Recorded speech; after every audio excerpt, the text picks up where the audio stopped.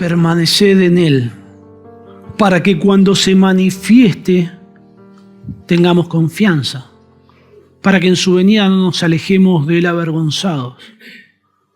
Si sabéis que Él es justo, sabed también que todo el que hace justicia es nacido de Él. Mirad cuál amor nos ha dado el Padre, para que seamos llamados hijos de Dios. Por esto el mundo no nos conoce, porque no le conoció a Él. Amados, ahora somos hijos de Dios. Y aún no se ha manifestado lo que hemos de ser, pero sabemos que cuando Él se manifieste seremos semejantes a Él, porque le veremos tal como Él es. Y todo aquel que tiene esta esperanza en Él se purifica a sí mismo, así como Él es puro. La venida del Señor es un tema tan importante a lo largo del Nuevo Testamento, de las Escrituras. Es tan sagrado para los creyentes, es tan profundo, tiene tantas implicaciones que hasta me da temor enseñarlo y exponerlo de una forma correcta, de una forma bíblica. Y es lo que procuramos hacer en esta mañana y particularmente en el texto de 1 Juan. Juan escribe sobre la segunda venida de Cristo.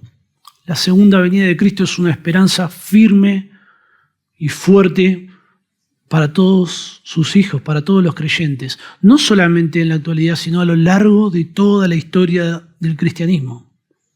Hay un fuerte énfasis a lo largo de todo el Nuevo Testamento en cuanto a la esperanza de la segunda venida del Señor Jesucristo.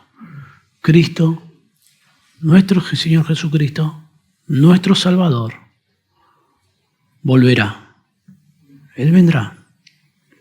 La segunda venida de Cristo es la consumación completa de la redención, el cumplimiento de las promesas de Dios, y representa la victoria final sobre el pecado y la muerte.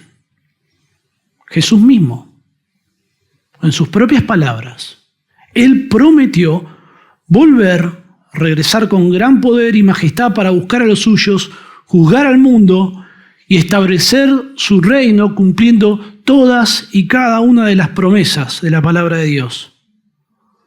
Antes de desarrollar este pasaje de 1 Juan, quisiera que juntos alimentemos nuestras mentes con lo que la palabra de Dios enseña en cuanto a la venida del Señor. El Señor Jesucristo mismo dijo en Juan 14:3, y si me fuere y os preparare lugar, vendré otra vez y os tomaré a mí mismo para que donde yo estoy vosotros también estéis. Llegamos a Hechos, en la ascensión del Señor Jesucristo, y llama la atención cómo se aparecen dos ángeles y les dice a los discípulos: varones galileos, ¿qué estáis mirando? ¿Qué estáis mirando al cielo? Este mismo Jesús que ha sido tomado de vosotros al cielo, así vendrá, como le habéis visto ir al cielo. Es una verdad innegable.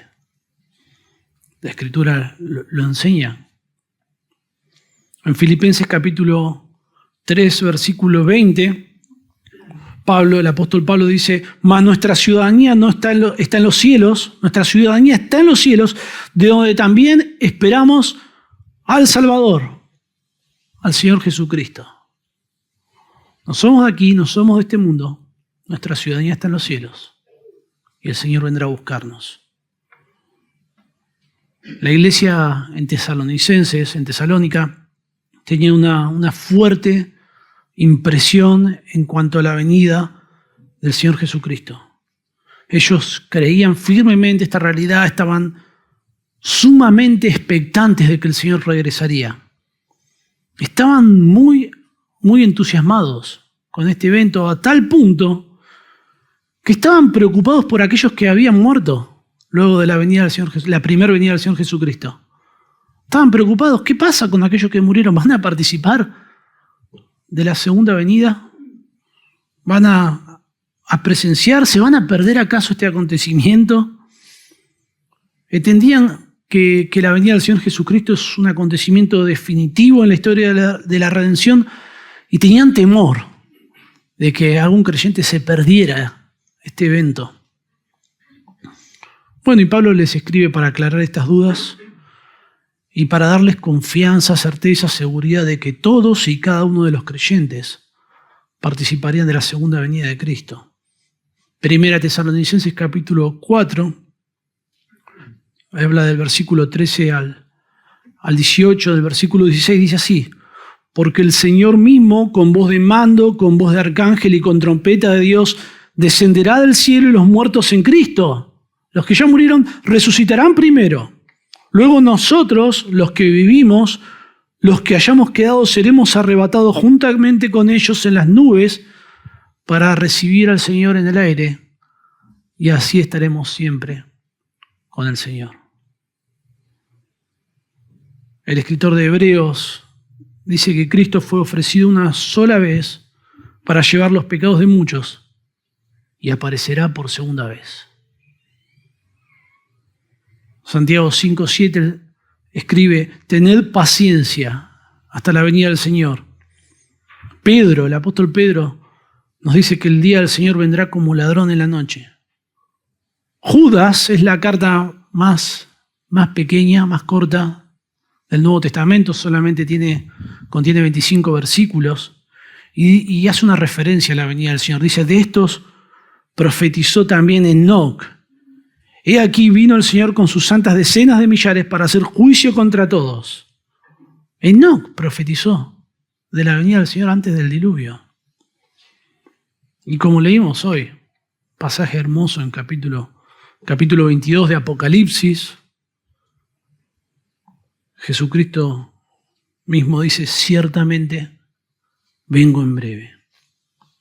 Y Juan responde, y todos los creyentes, todos los que hemos sido redimidos, podemos unirnos a las palabras de Juan y decir y exclamar: amén. Sí, ven Señor Jesús. Es tan importante esta esperanza, es tan importante esta verdad, que cuando Pablo nos recuerda que debemos celebrar la cena del Señor, dice: todas las veces que comiereis este pan, todas las veces que bebiereis esta copa, la muerte del Señor anunciáis. ¿Hasta cuándo? Hasta que Él venga. El Señor no solo murió, resucitó, y lo que esperamos es su regreso. Esperamos al Señor. Y Juan trae a nuestras mentes este evento futuro porque tiene un efecto poderoso sobre los creyentes. Si usted es un creyente verdadero, usted no puede permanecer apático frente a esta esperanza, la segunda venida del Señor Jesucristo. En toda la carta de 1 Juan hay una clara preocupación en relación a la doctrina y en relación a la piedad, a la forma en la que un creyente vive la vida. En cuanto a la doctrina, los creyentes son identificados por lo que confiesan. Y en cuanto a la piedad, los creyentes son identificados por su conducta, por cómo viven. Esto se identifica como la prueba doctrinal de los creyentes y como la prueba moral. En cuanto a la prueba doctrinal, Juan escribe lo siguiente: como lo vimos en el anterior sermón, todo aquel que confiesa al Hijo tiene también al Padre. Usted no puede venir a la salvación, usted no puede venir a la vida eterna con las ideas incorrectas en cuanto a Cristo, en cuanto a su naturaleza pecaminosa y en cuanto a la salvación. Usted necesita conocer y confesar el verdadero evangelio, la verdad de Dios. Aquellos que abrazaron ideas incorrectas en cuanto al Señor Jesucristo, son llamados anticristos, mentirosos. Juan escribe y dice: salieron de nosotros porque no eran de nosotros. No son creyentes aquellos que tienen una idea incorrecta en cuanto al Señor Jesucristo. Pero también Juan escribe en cuanto a la prueba moral y dice lo siguiente. En el capítulo 2, el versículo 3, dice: en esto sabemos nosotros que le conocemos, si guardamos sus mandamientos. Usted no puede vivir como el diablo y pretender ser un hijo de Dios. No puede. No hay manera. Si usted es un creyente, no hay forma de que eso suceda. No estamos diciendo que usted, quiero subrayar esto, no estamos diciendo que usted se convierte en un hijo de Dios por cómo vive. No. Sino que si usted es un hijo de Dios, eso se hace evidente. Su vida cambia como una consecuencia de que usted ya es salvo. La salvación es solo por gracia, solo por medio de la fe, sin obras, sin mérito alguno, pero produce un efecto poderoso en nuestras vidas. Cuando el Señor Jesucristo salva a alguien, lo cambia de una forma radical. La porción que hoy estudiamos se enfoca en este aspecto, en las pruebas morales. Un creyente es reconocido por cómo vive. El Señor Jesucristo habla que podemos identificar la naturaleza de alguien por sus frutos. Por los frutos los conoceréis. Juan nos motiva, nos alienta, nos exhorta, nos manda a vivir vidas puras. Y uno esperaría encontrar instrucciones en cuanto a qué tengo que hacer. ¿Qué tengo que hacer, Juan, para vivir una vida pura? ¿Cuáles son las tareas? ¿Cuáles son los mandatos? ¿Cuáles son las advertencias? ¿Cuáles son los beneficios? ¿Cuáles son las consecuencias? ¿Cuál es la disciplina si no vivo esa vida pura? Eso es lo que uno esperaría escuchar, pero no es lo que Juan hace. Sino que Juan recuerda la verdad de la segunda venida de Cristo, ya que ésta tiene un efecto purificador en sus hijos. La espera de la venida del Señor Jesucristo es una esperanza poderosa que contribuye a nuestra santificación, nos empuja, nos anima a vivir vidas santas. Saber que el Señor Jesucristo volverá por los suyos, tener esta verdad presente en nuestras mentes, cambia nuestro diario vivir.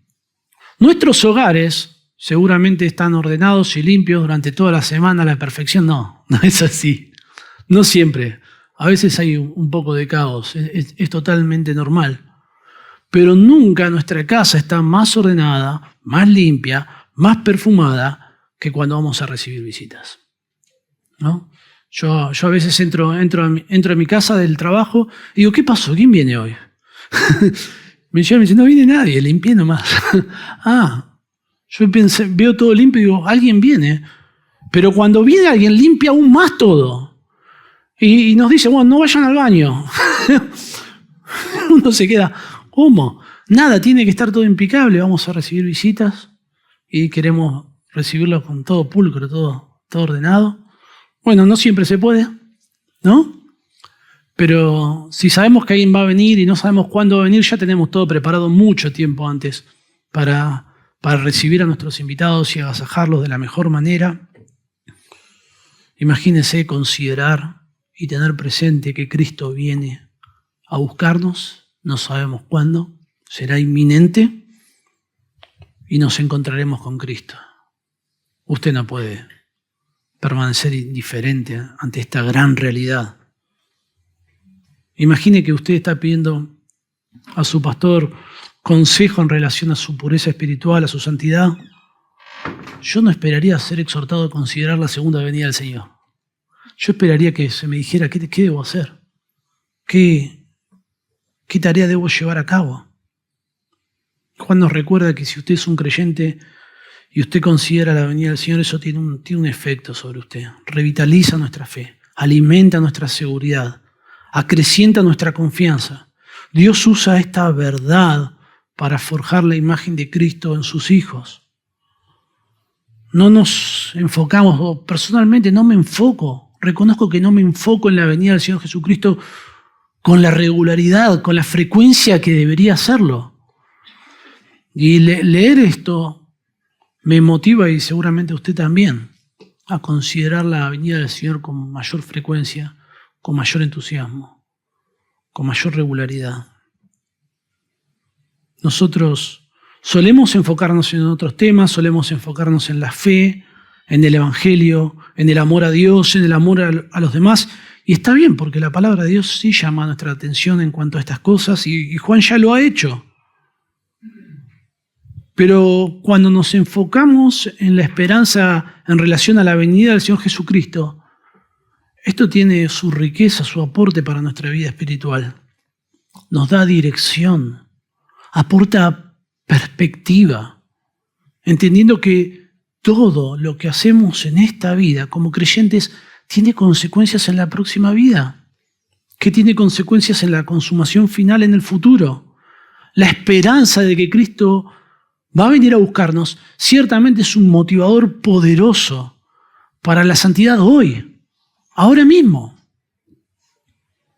Nosotros vemos en este pasaje, en esta porción, que la esperanza de la venida de Cristo tiene un efecto purificador en los creyentes.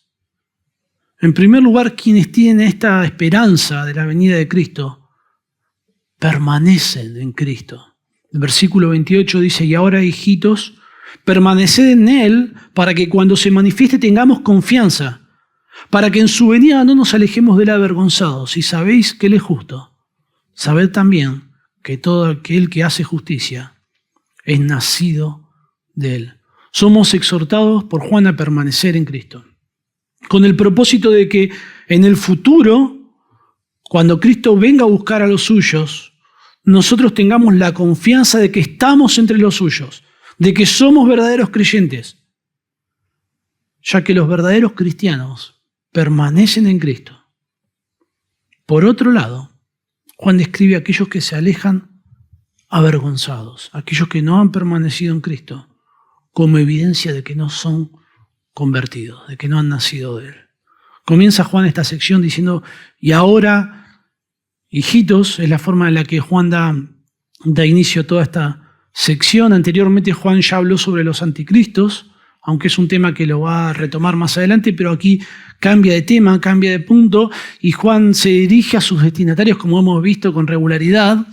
Él se dirige como sus hijitos. Es una forma que expresa mucho cariño, mucho afecto, una forma muy tierna. Que Juan se dirija a sus destinatarios como hijitos no describe un grado de madurez, no es que son hijitos en la fe, independientemente de qué tan maduros sean en la fe, todos sus destinatarios son descritos por Juan como hijitos. Algo muy cariñoso de parte de Juan, pero eso no evita que Juan diga la verdad cuando es necesario. Es que la mayor demostración de afecto, de cariño, de amor verdadero que tiene Juan para con sus hijitos no es llamarlos hijitos, es decirle la verdad, es advertirles en cuanto al error, es corregirles en cuanto a su fe y alertarles en cuanto a la venida del Señor Jesucristo y el efecto que esto debe tener en nosotros los creyentes. Y ahí Juan pasa a un mandato, dice: permaneced en Él. Ese es el mandato para los creyentes, permaneced en Él. Es una orden. Esto significa que todos nosotros, los que somos hijos de Dios, tenemos la responsabilidad, tenemos el deber de permanecer en Cristo. Es lo que nosotros debemos hacer. Usted no debe esperar permanecer en Dios como un acto unilateral de parte de Dios, sino que usted debe esforzarse. Usted debe trabajar junto con Dios en su proceso de santificación para permanecer en Cristo. Es el deber, es su responsabilidad. Ahora, ¿qué significa esto de permanecer en Él? La palabra griega que usa Juan significa mantenerse, morar, quedarse en un lugar. Se usa en ocasiones para describir el quedarse en un lugar geográfico durante un tiempo. Juan usa mucho esta palabra, la utiliza en 67 ocasiones entre los evangelios y sus cartas, y la mejor manera que tenemos de entender una palabra es ver cómo ese mismo escritor utiliza esa palabra en otras ocasiones, cómo Juan mismo la usa. Juan usa esta palabra en dos sentidos o en dos direcciones. Una de las formas en la que la usa es para describir el acto de sostener la verdad. Usted permanece en Él sosteniendo la verdad en cuanto a Cristo, sosteniendo el verdadero evangelio, no apartándose de la verdad revelada. Y el otro sentido en el que Juan utiliza esta palabra es para hablar en cuanto a su piedad. Permanecer en Él es permanecer fiel, permanecer obediente. Por ejemplo, en Juan capítulo 2, en el versículo 24, Juan utiliza la palabra permanecer para referirse a mantener nuestra fe, a sostener la verdad. Dice: lo que habéis oído desde el principio permanezca en vosotros. Si lo que habéis oído desde el principio permanece en vosotros, también vosotros permaneceréis en el Hijo y en el Padre. Usted permanece en Cristo, sosteniendo la verdad en cuanto a Cristo y no abandonándola bajo ninguna circunstancia. Por ejemplo, en Juan capítulo 4, el versículo 15 dice: todo aquel que confiese que Jesús es el Hijo de Dios, Dios permanece en él y él en Dios.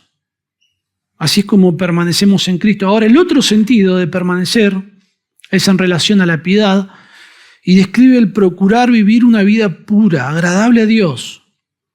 Los verdaderos creyentes no solo se hacen evidente por lo que confiesan, sino por lo que hacen, por cómo viven.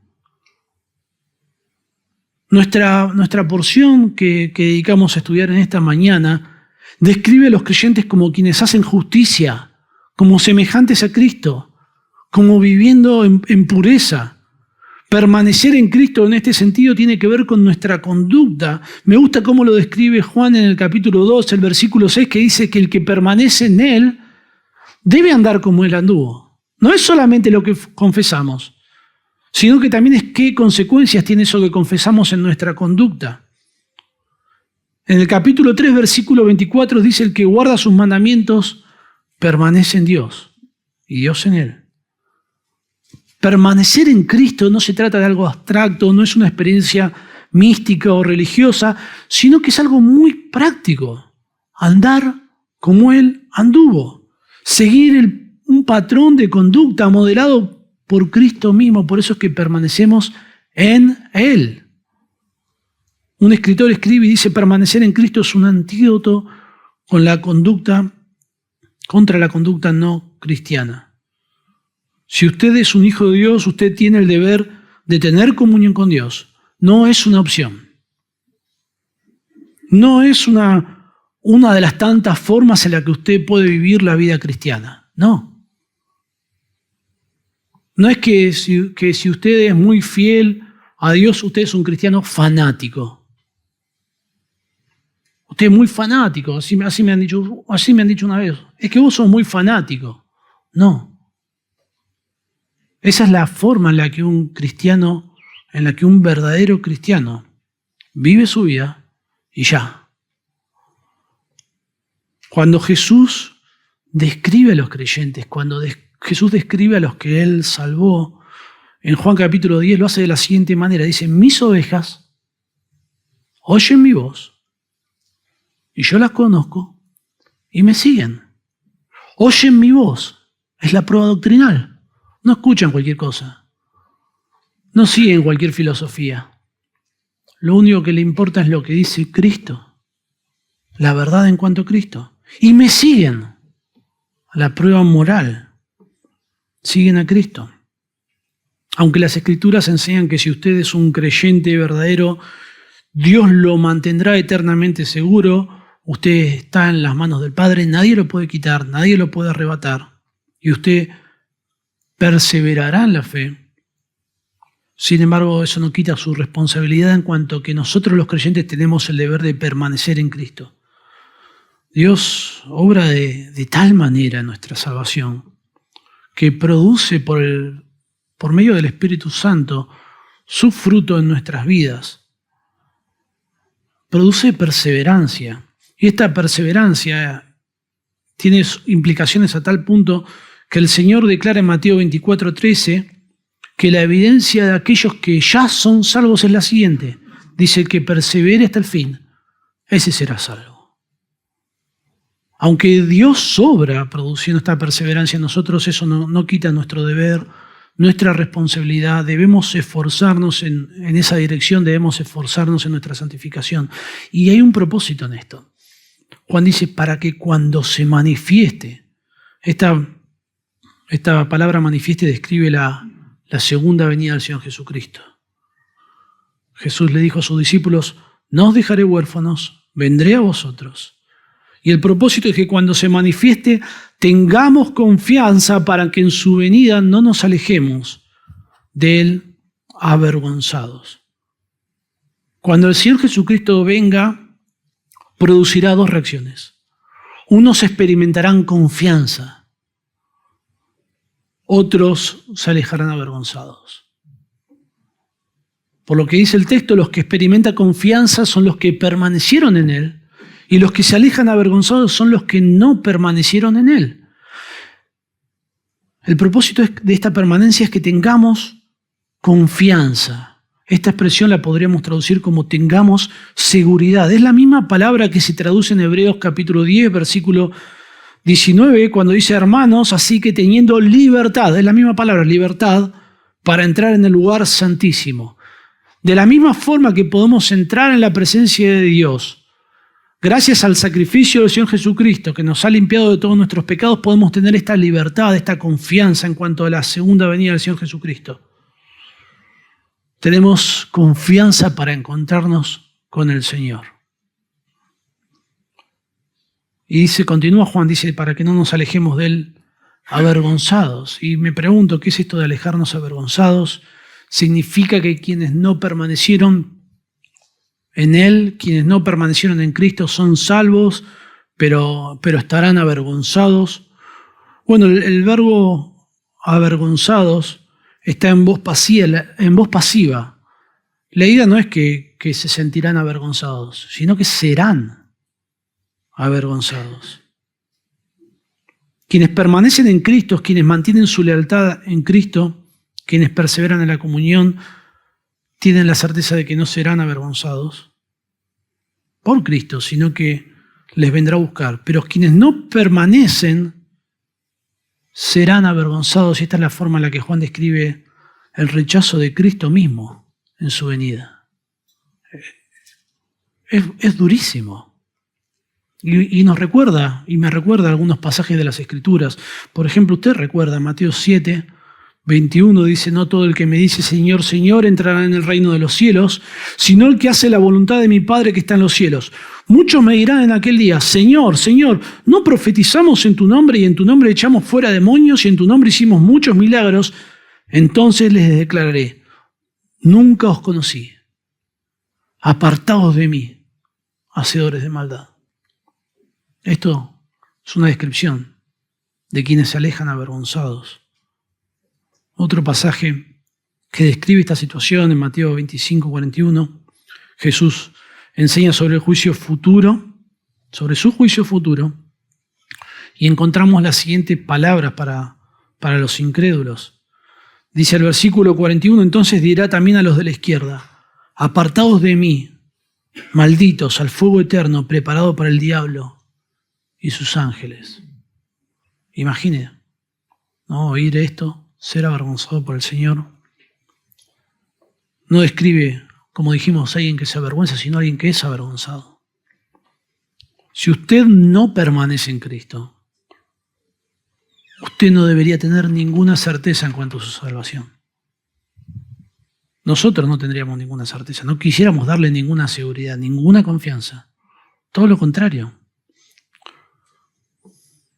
Pero si usted permanece en Cristo, usted puede estar totalmente libre y confiado.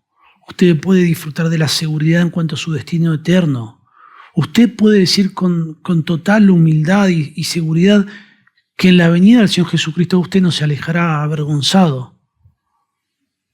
Juan quiere que sus destinatarios, uno de los propósitos por el cual Juan escribe, es para que sus destinatarios sepan que tienen vida eterna. En Juan 5:13 habla en cuanto a eso.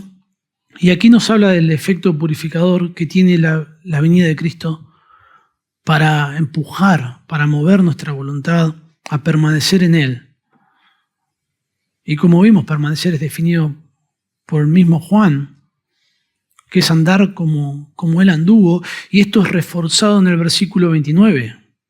Porque aquellos que permanecen en Cristo reflejan el carácter de Cristo. Dice, si sabéis, el versículo 29 dice, si sabéis que Él es justo, sabed también que todo el que hace justicia es nacido de Él. 2 veces repite en esta porción, en este versículo, la palabra castellana saber, pero en el original son diferentes palabras. La primera palabra, cuando dice sabéis que Él es justo, es una palabra que describe un conocimiento intelectual. Ellos comprendían la naturaleza de Jesucristo como justo, es decir, que los actos que el Señor Jesucristo realizaba estaban en perfecta armonía con lo que es legalmente correcto a los ojos de Dios.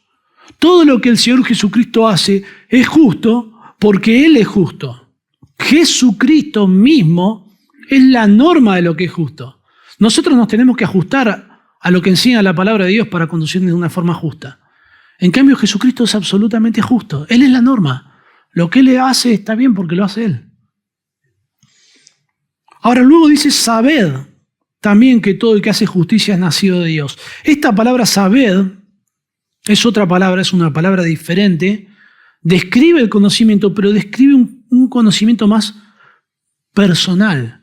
Describe un conocimiento que se adquiere por la experiencia, que se puede experimentar. Ellos llegaron a reconocer que quienes son nacidos de Dios reflejan la naturaleza de Cristo.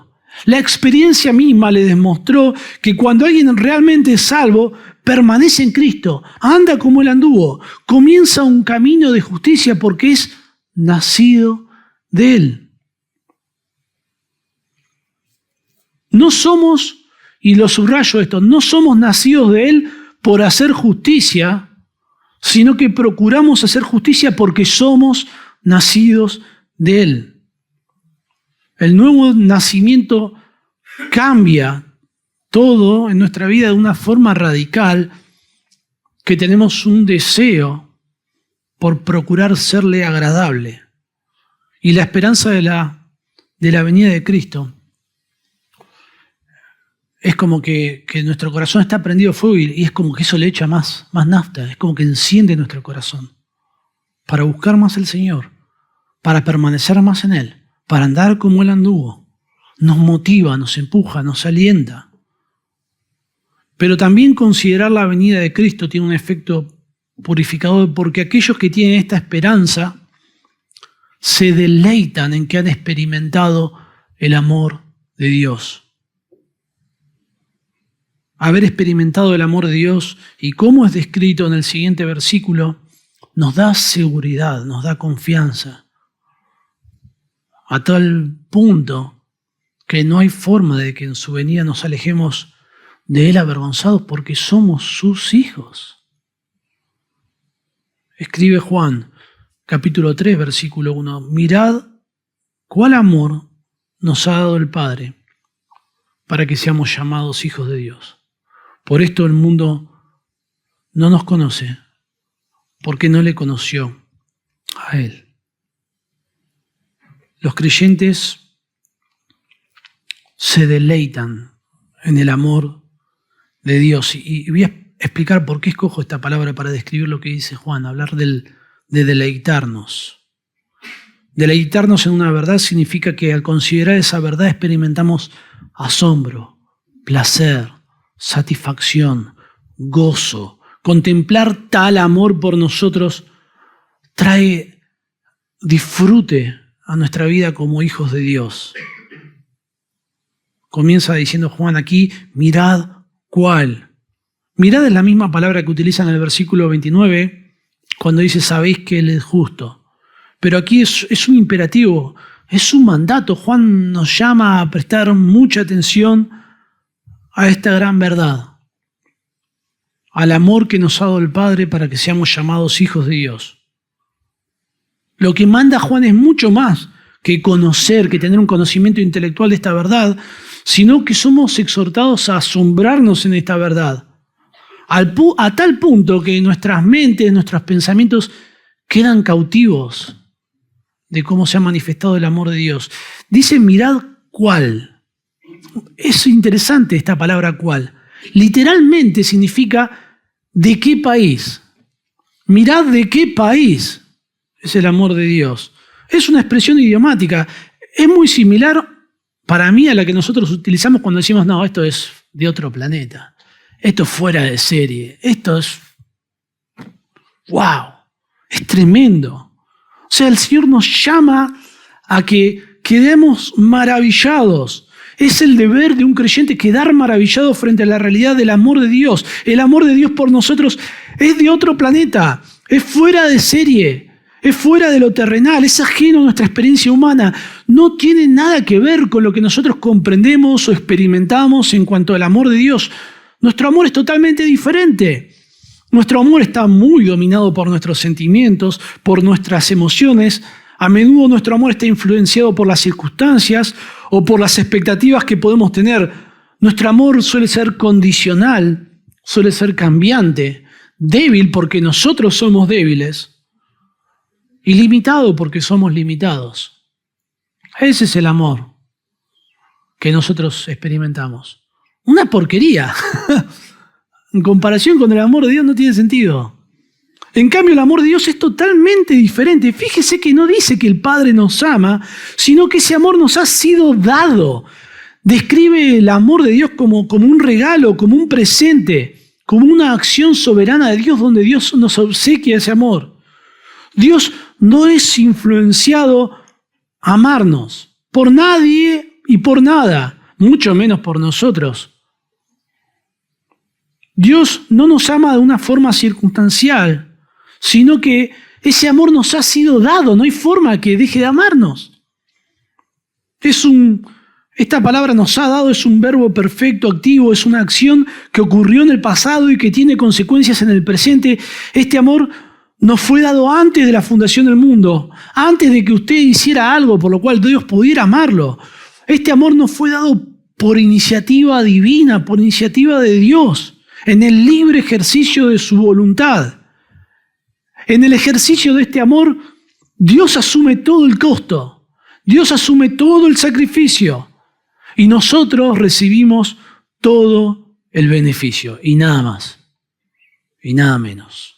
Bien escribe y describe el apóstol Pablo este amor en Efesios capítulo 1, versículo 5, cuando dice que Dios nos escogió antes de la fundación del mundo y dice que lo hizo ¿cómo? En amor. Nos escogió en amor, habiéndonos predestinado para ser adoptados hijos suyos por medio de Jesucristo según el puro afecto de su voluntad. Él nos amó porque Él quiso amarnos.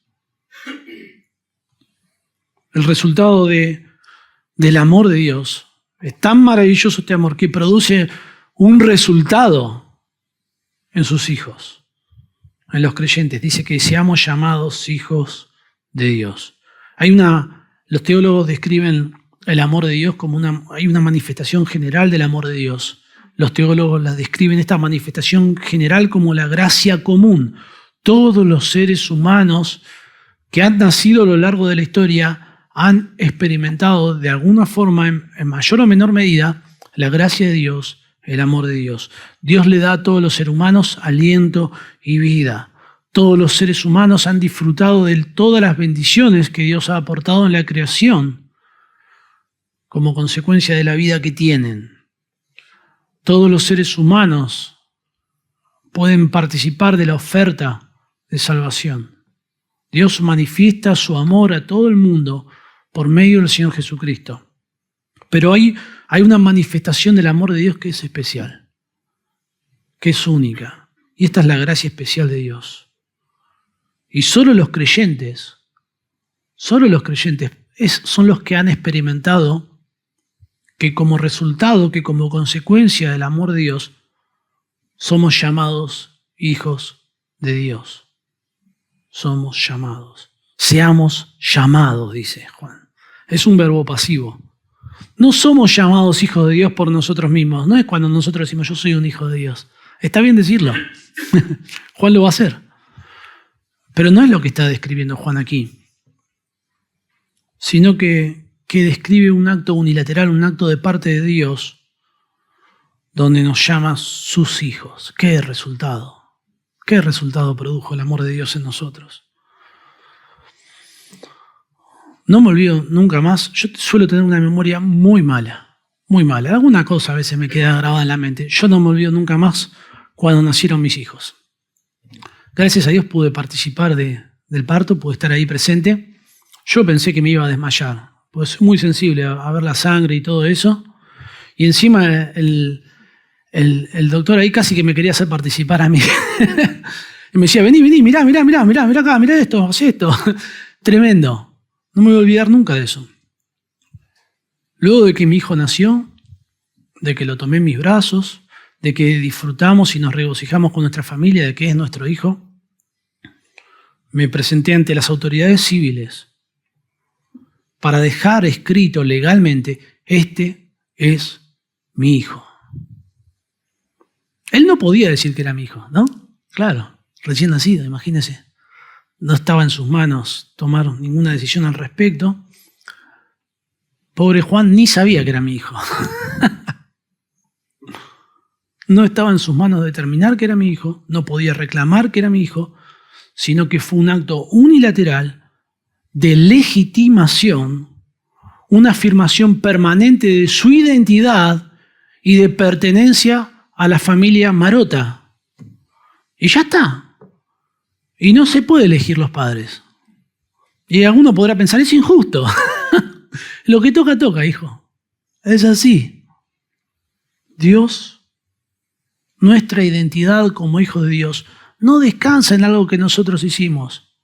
Es un acto de legitimación de Dios, donde Dios legalmente nos declara y nos llama, este es mi hijo, este es mi hijo.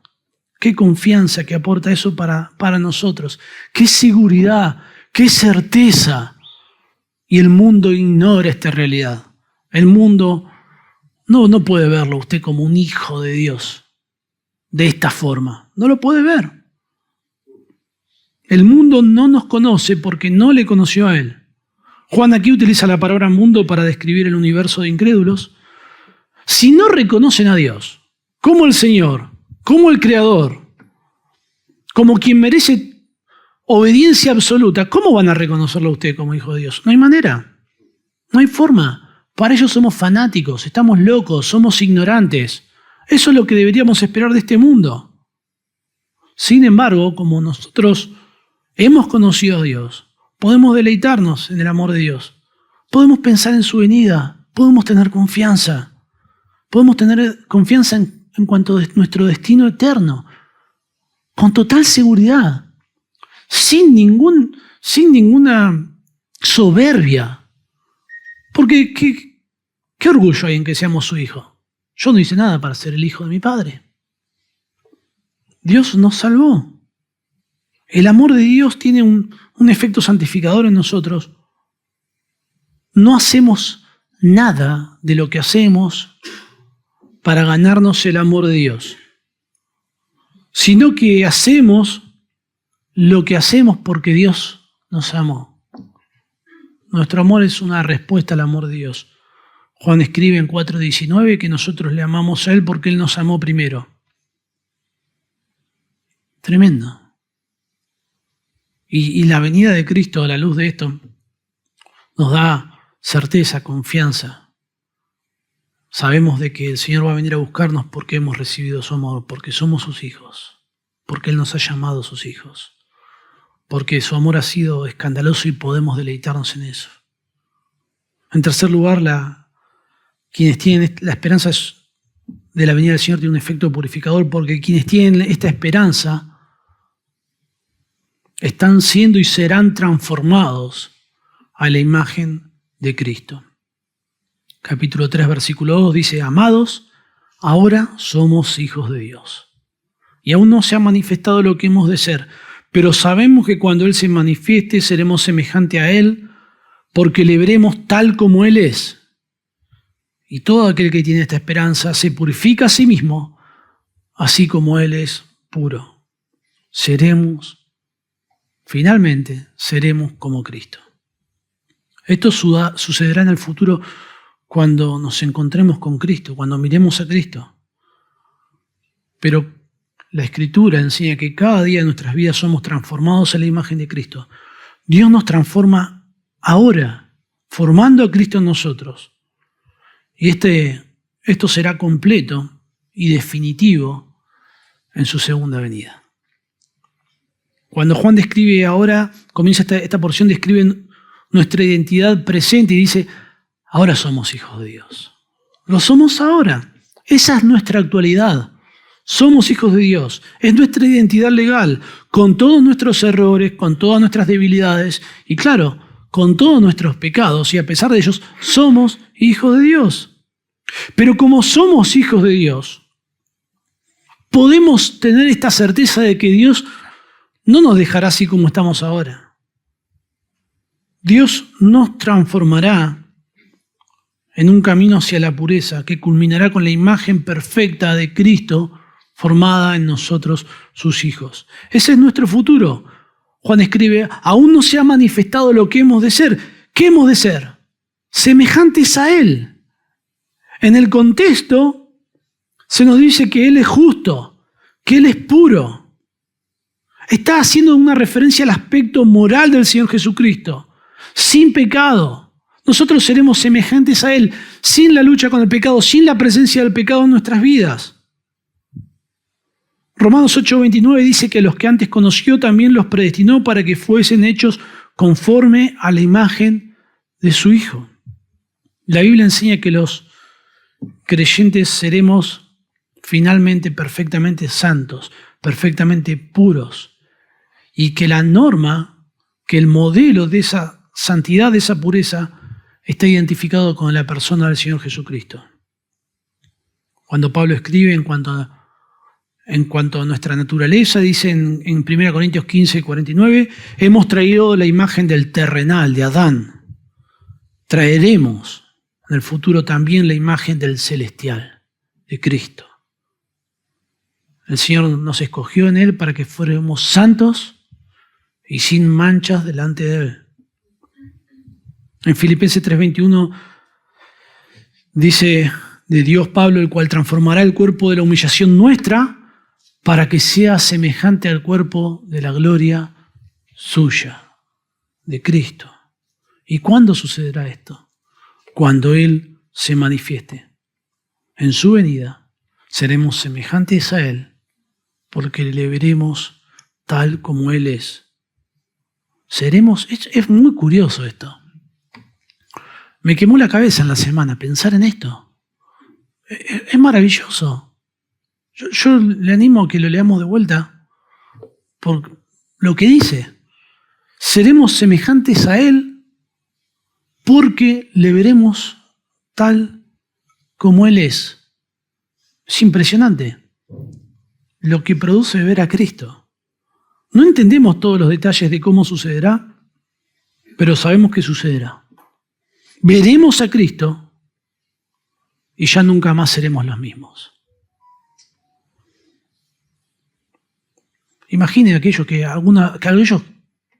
falsos maestros que dicen que vieron a Jesús. Yo puedo oírles y puedo decir, usted no vio a Jesús. Si usted vio a Jesús, usted no va a pecar nunca más. No hay manera de que usted haya visto a Jesús. Jesús compartió nuestra humanidad cuando vino en su primera venida para que nosotros en su segunda venida compartamos su vida. Imagínense qué tributo será la eternidad a Cristo Jesús, que todos nosotros portaremos la imagen de Cristo, justa y pura. Ahora, ¿qué pasa, no? Eso es lo que sucederá en el futuro. ¿Qué pasa en nuestro presente? Y es lo que dice el último versículo, el versículo 3, dice, y todo aquel que tiene esta esperanza en Él, se purifica a sí mismo, así como Él es puro. Si usted es un verdadero creyente y conoce la esperanza de la venida del Señor Jesucristo, usted no se va a quedar de brazos cruzados. El que tiene esta esperanza se purifica a sí mismo. Si usted no se purifica a sí mismo, usted no tiene esta esperanza. Juan no dice que se purificará o querrá purificarse, sino que esto se hará. Y así describe el efecto que tiene la esperanza de la venida del Señor Jesucristo sobre nosotros, en nuestra santificación hoy en día. Si usted es un creyente, usted ya comienza en su proceso de santificación, donde es conformado a la imagen de Cristo. Dice que nos purificamos como ¿quién? Como Él. Como Él es puro, a la imagen de Cristo. En tanto más contempla la verdad de la venida del Señor Jesucristo, más se purifica del pecado, más se conforma a la imagen de Cristo. Howard Marshall escribe y dice, necesitamos que se nos recuerde la esperanza de la consumación futura y que se nos anime a vivir a la luz de aquel gran evento. Quienes tienen esta esperanza permanecen en Cristo. Quienes tienen esta esperanza se deleitan en el amor de Dios y son conformados a la imagen de Jesucristo. Ya terminando, algunas consideraciones en cuanto a nuestra conducta justa. No es perfectamente justa. Esta pureza es un proceso. Por eso necesitamos encontrarnos con el Señor Jesucristo. Hablamos en cuanto a la prueba moral y hablamos de que un creyente se hace evidente por su conducta, por sus frutos. Y aunque lo hemos señalado y lo hemos dicho, a menudo cometemos el error de entender o pretender de que, bueno, ser un hijo de Dios depende de cómo yo me conduzco. No es así. No, ese no es el fundamento para una vida justa, sino el fundamento es que usted ya es salvo, que usted ya es un creyente. La evidencia de que usted es un creyente moralmente se hace visible por sus acciones, por las consecuencias. ¿No? Imagínese cómo decir que Cristo es mi Salvador, que Cristo es mi Señor y seguir igual. No hay manera. Es imposible. No hay forma, es increíble. Nosotros no debemos buscar la seguridad de que somos de Dios en nuestra conducta, en nuestras obras, en nuestras acciones justas. No hay seguridad ahí. Porque claro, nuestras acciones nunca son lo suficientemente buenas y nunca son lo suficientemente justas. Y tampoco es bíblico hacerlo. La salvación no descansa, no reposa en nuestro desempeño. Nuestra salvación descansa en Cristo, en el amor de Cristo, en que somos hijos de Dios, en que hemos nacido de Él, en que nos ha dado su amor, en que hemos sido llamados hijos de Dios. Ahí es donde descansa nuestra salvación.